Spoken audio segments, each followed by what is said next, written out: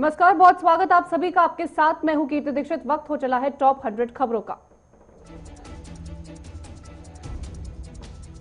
कृषि कानूनों के खिलाफ किसानों का प्रदर्शन तेज होता जा रहा है। दिल्ली की सीमाओं पर लगातार विरोध कर रहे किसान आज भूख हड़ताल पर हैं।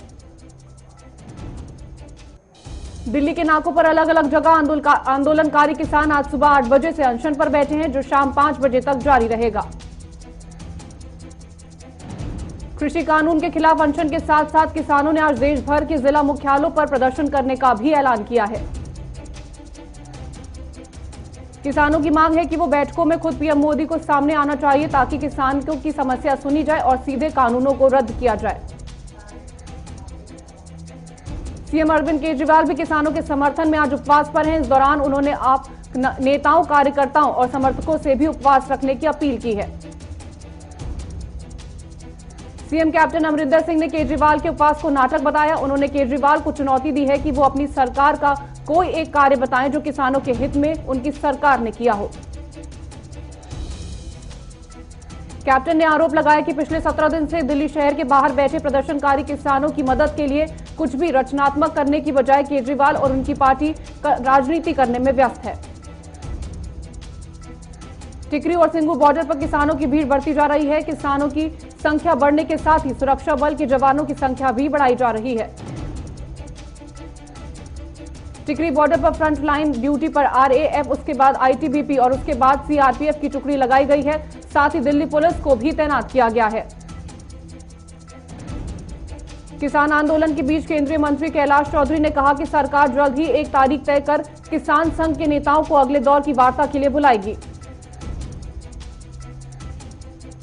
केंद्रीय मंत्री प्रकाश जावड़ेकर ने आरोप लगाया कि आपने पंजाब के चुनावों में एपीएमसी एक्ट में बदलाव की बात कही थी, लेकिन अब कृषि कानूनों का विरोध कर रही है। किसान आंदोलन के बीच किसानों को कृषि कानून के फायदे गिनाने के लिए बीजेपी उत्तर प्रदेश के कई जिलों में किसान सम्मेलन कर रही है। यह सम्मेलन आज से शुरू होकर 18 दिसंबर तक चलेगा। आरएसएस से जुड़े स्वदेशी जागरण मंच ने कृषि कानून में कुछ सुधार सुझाते हुए कहा कि एमएसपी से कम दाम पर फसलों की खरीद को अवैध करार देना चाहिए और ऐसे लोगों के खिलाफ सजा का प्रावधान होना चाहिए।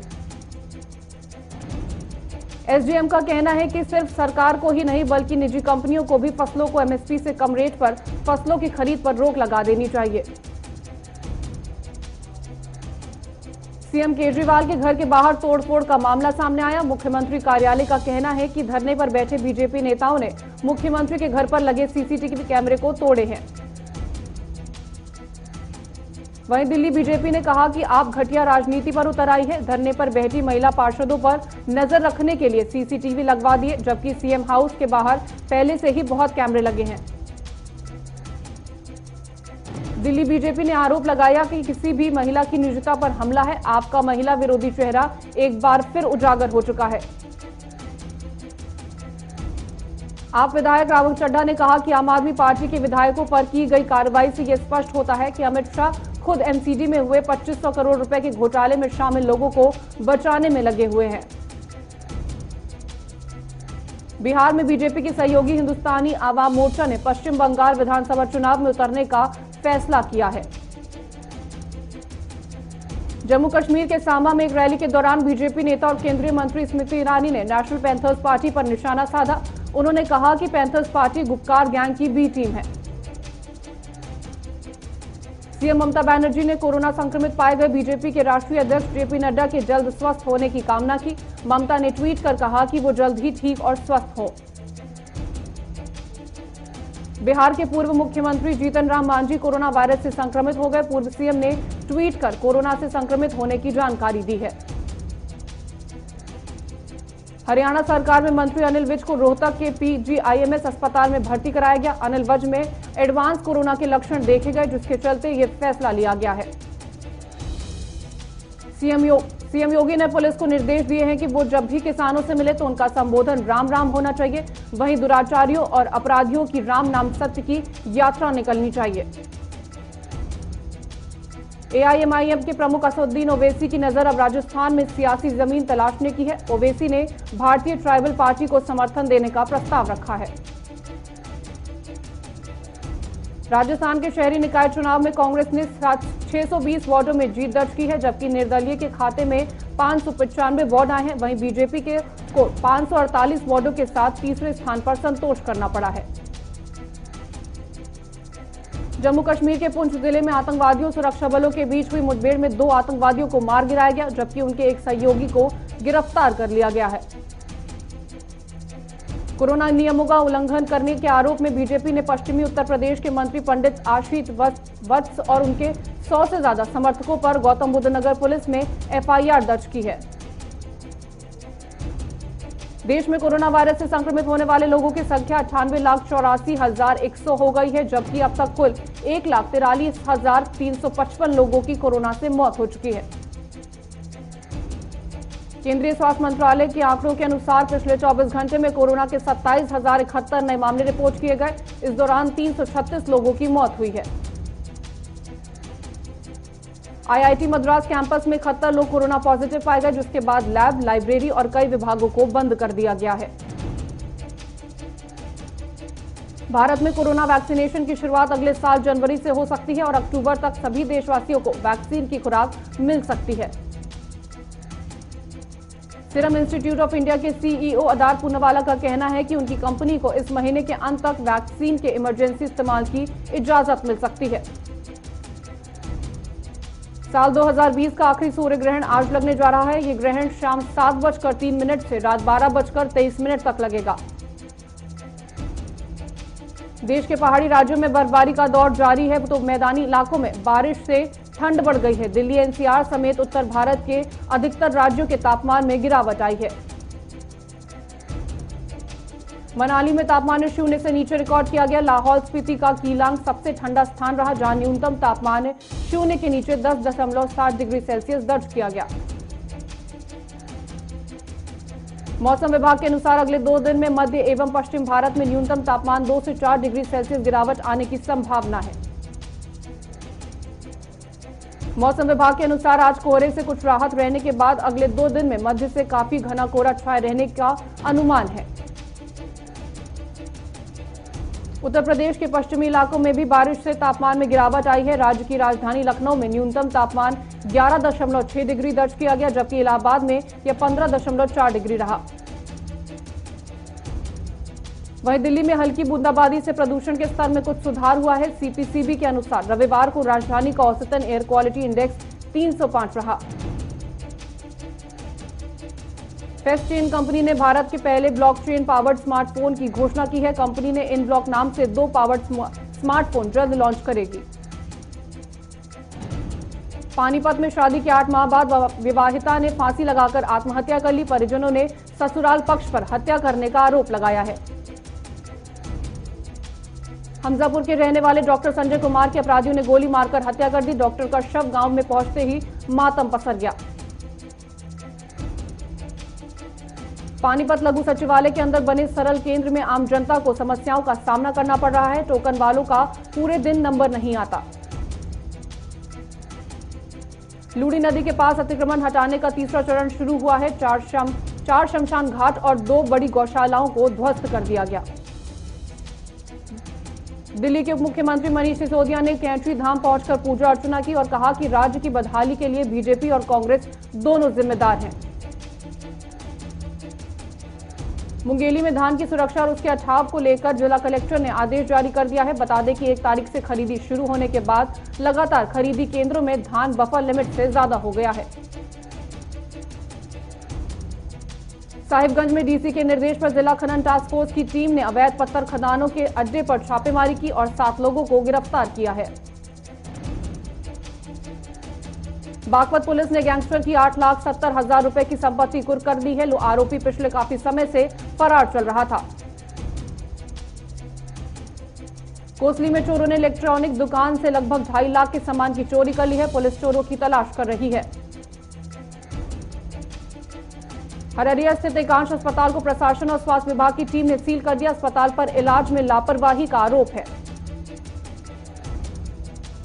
प्रयागराज के सोराम में दोहरा हत्याकांड सामने आया। अज्ञात हमलावरों ने मां और बेटे को मौत के घाट उतार दिया।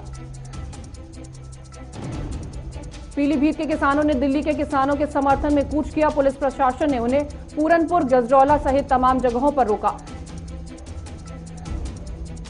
संभल में शादी समारोह से अवैध असलाह से फायरिंग करते हुए 3 युवकों का वीडियो सोशल मीडिया पर वायरल हो गया। वीडियो की जांच पड़ताल में पुलिस जुटी हुई है। सिद्धार्थनगर में पिकअप पलटने से आधा दर्जन से अधिक लोग घायल हो गए और एक की मौत हो गई, जिसकी सूचना मिलते ही पुलिस वहां पर पहुंच गई। बादलपुर में सोशल मीडिया पर नवदंपति अपने बालिग होने के साथ अपनी शादी के सबूत दिखाती हुई योगी सरकार से मदद की गुहार लगा रही है, जिसका वीडियो काफी वायरल हो रहा है।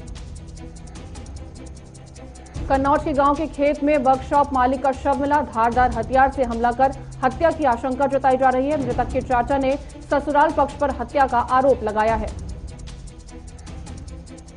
बस्ती में अलग अलग थाना क्षेत्र में हुए सड़क हादसों में 2 लोगों की मौत हो गई और 2 लोग गंभीर रूप से घायल हो गए। जोधपुर में वीआईपी नंबर सिम उपलब्ध कराने के नाम पर ठगी के आरोप में पुलिस ने आरोपी को गिरफ्तार किया है। आरोपी लोगों को झांसे में लेकर रकम हड़पता था। पाली में अचानक ब्रेक फेल हो जाने से रोडवेज बस पलट गई, लेकिन चालक की सूझबूझ से बड़ा हादसा टल गया। गदरपुर में राष्ट्रीय किसान मजदूर संगठन के ब्लॉक अध्यक्ष के नेतृत्व में कार्यकर्ताओं ने कैबिनेट मंत्री अरविंद पांडे का पुतला फूंका। डोईवाला कोतवाली के प्रभारी निरीक्षक सूर्य भूषण नेगी ने कहा कि डीआईजी के दिशा निर्देश पर ही सभी सुनसान जगहों पर सीसीटीवी कैमरे लगाने के लिए निगरानी रखी जाएगी। जालंधर में फैक्ट्री चलाने वाले 2 भाइयों के बीच फैक्ट्री चलाने को लेकर झगड़ा हो गया। झगड़ा इतना बढ़ गया कि छोटे भाई ने बड़े भाई की तरफ गोली चला दी, जिससे उसकी मौत हो गई। हरिद्वार के सुभाष नगर में रोड पर जल भराव से लोग परेशान हैं। सुभाष नगर में कई ऐसी गलियां हैं जहां पानी निकासी की कोई व्यवस्था नहीं है।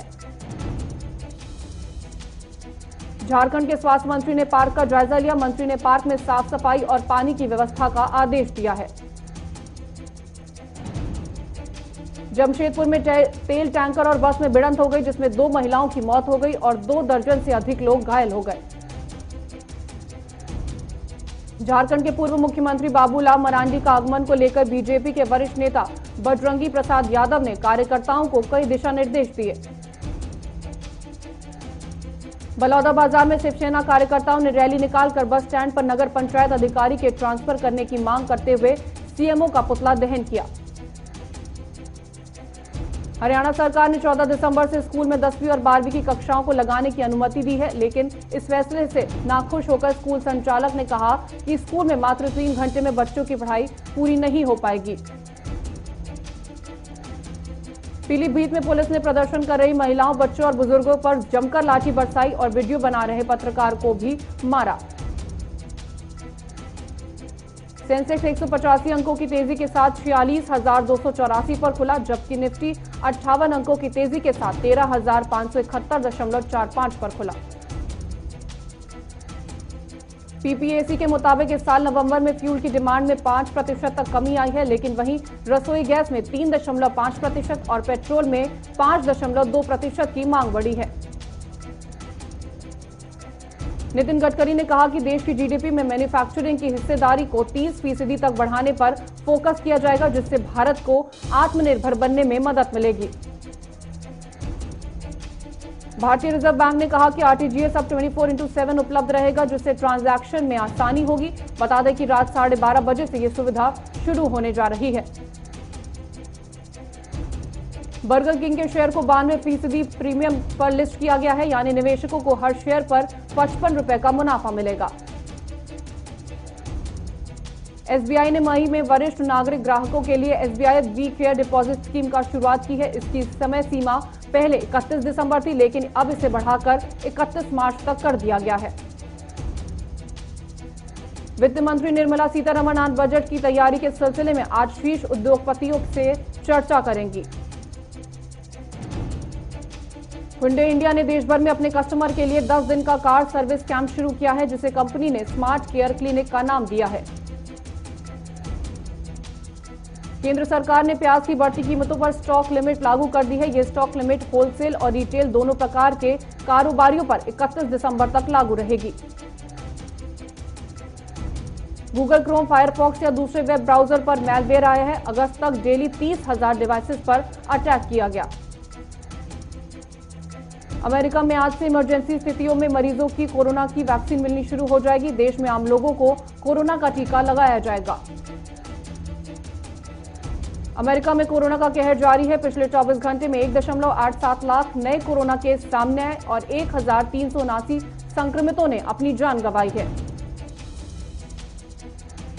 दुनिया में कोरोना मरीजों का आंकड़ा 7.21 करोड़ से अधिक हो गया। वहीं संक्रमण से मरने वालों की संख्या 16 लाख के पार पहुंच गई है। कनाडा में फाइजर कोविड-19 वैक्सीन की पहली खेप पहुंच गई है। टीके देश भर में 14 वितरण साइटों पर ले जाए गए हैं, जहां से लोगों को मिलेंगे। चीन के राष्ट्रपति शी जिनपिंग ने जलवायु परिवर्तन रोकने के लिए साल 2030 तक के लिए घोषित कार्यों से ज्यादा करने की प्रतिबद्धता जाहिर की है। ब्रिटेन के प्रधानमंत्री बोरिस जॉनसन ने सौर ऊर्जा को लेकर भारत के प्रयासों की प्रशंसा की और चेताया कि जलवायु परिवर्तन कोरोना से बड़ी आपदा है। ट्विटर ने डोनाल्ड ट्रंप के अकाउंट को अस्थायी तौर पर बैन कर दिया है। इसके साथ ही ट्विटर ने ट्रंप के चुनाव से संबंधित ट्वीट को रीट्वीट करने वाले यूजर्स पर भी रोक लगा दी है।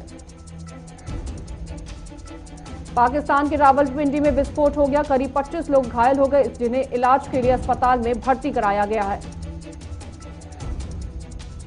सऊदी अरब का कर्ज चुकाने के लिए पाकिस्तान ने चीन से $1.5 बिलियन का कर्ज लिया है।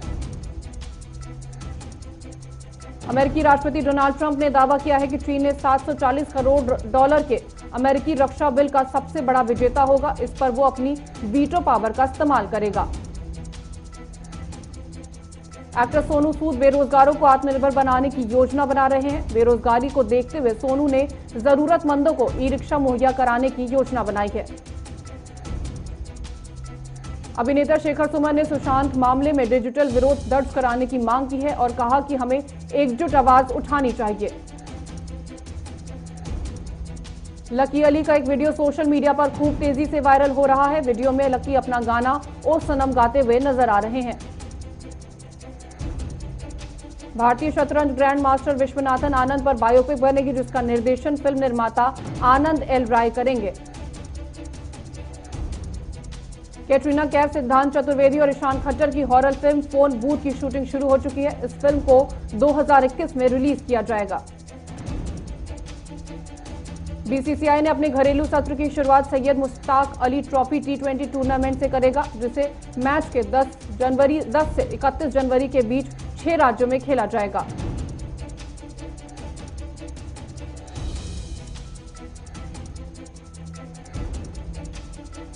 सुरेश रैना घरेलू सीजन की तैयारियों में जुट गए हैं। वह मैदान पर जमकर पसीना बहा रहे हैं। रैना ने नेट्स प्रैक्टिस की कुछ तस्वीरें सोशल मीडिया पर शेयर की हैं। भारत ने ऑस्ट्रेलिया के बीच 4 टेस्ट मैचों की सीरीज का पहला मैच 17 दिसंबर से एडिलेड में खेला जाएगा। कुलदीप यादव का मानना है कि ऑस्ट्रेलिया के खिलाफ पहले day night test cricket match में उन्हें प्लेइंग 11 में रखना गलत फैसला नहीं होगा। न्यूजीलैंड के खिलाफ T20 सीरीज से पहले पाकिस्तान को बड़ा झटका लगा है। टीम के कप्तान बाबर आजम को चोट की वजह से सीरीज से बाहर होना पड़ा। फिलहाल के लिए इस बुलेटिन में इतना ही। देश और दुनिया की तमाम खबरों के लिए आप बने रहें हमारे साथ। नमस्कार।